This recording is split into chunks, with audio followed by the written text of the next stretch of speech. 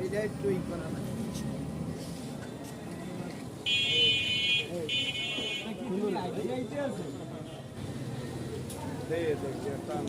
দৌড় দাও দৌড় দাও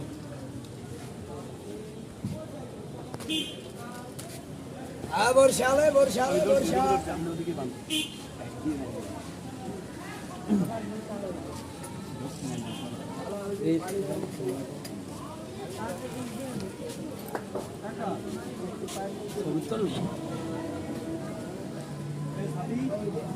এটা কি ডিজাইন